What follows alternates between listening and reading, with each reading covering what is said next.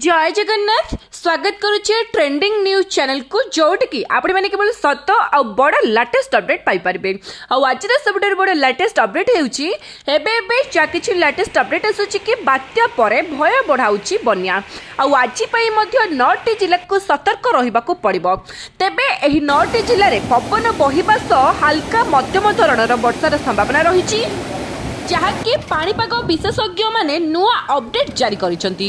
तेबे केउ केउ जिल्ला रे एहार प्रभाव अधिक रहिबो तो ए सब को जानिया पई निश्चित वीडियोटी को शेष पर्यंत देखंतु। जो भाई माने जो संग माने आज नुआ करी चैनल को आसीबे चैनल को सब्सक्राइब करके पाखर आस्तबा बेल आइकन को प्रेस करी ऑल नोटिफिकेशन को ऑन करंतु। पर्टिकुलरली आपण मानक जिल्ला मानंगरे आपण मानक एरिया मानंगरे आगो को संभावना थिबा वर्षा बन्या बात्यार सबटर फास्ट आ लेटेस्ट अपडेट आपण मानक पाखरे पहुंची जिवो। सेमिति भल पाइबा जारी रखिबे। वीडियो को समस्ते गोटे गोटे लाइक निश्चित करिवे। तो देरी न करी आरंभ करिबा कोन। तेबे बात्या परे एबे भय बढ़ाउची बन्या बात्या यास लैंडफॉल करि सरिथिबा परे एहार प्रभाव रे सिमिलपाल अंचल रे प्रबल वर्षा होइतिला। बन्या स्थिति उपजिबा नै आशंका करा जाउची। तेबे रेमुणा बाहानगा सदर मध्य लैंडफॉल करथिला बात्या यास आ यार प्रभाव रे चारिआडे जलबंदी रहितिला। तेबे यार प्रभाव रे 9टी जिला को सतर्क सूचना जारी करा जायछि। तो से सब जिला गुड़िकर रहउतले निहाती जानि के रखंतु। सतर्क सचेतन मध्य रुहंतु सुरक्षित रुहंतु।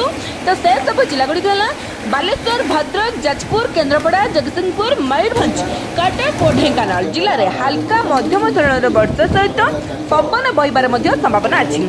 एहाकु नै कि एसआरसी बा स्पेशल रिलीफ कमिशनर मध्य परामर्श दैछंती।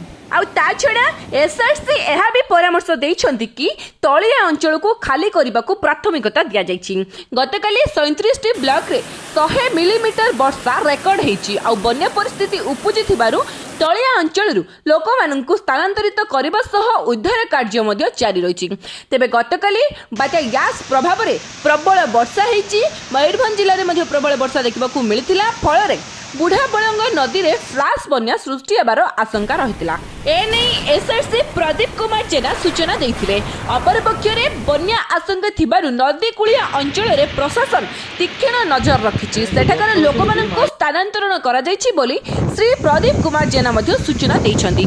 तेबे केतेक अंचल रे जलबंदी स्थिति सृष्टि होइतिबा बेले गतकाली पूर्णिमा थिबारु समुद्र पानी नेउ नथिला। तेबे पानी निष्कासन होउ नथिबारु एबळे परिस्थिति उपजिथिला।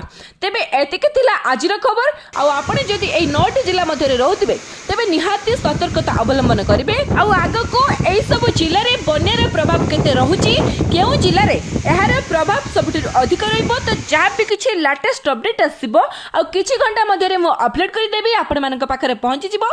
सेथि पई हम चैनल सहित निहाती जडित होई रहंतु। वीडियो भलो लागितले समस्तक पाखकु शेयर करबा सहित समस्तक सचेतन करंतु।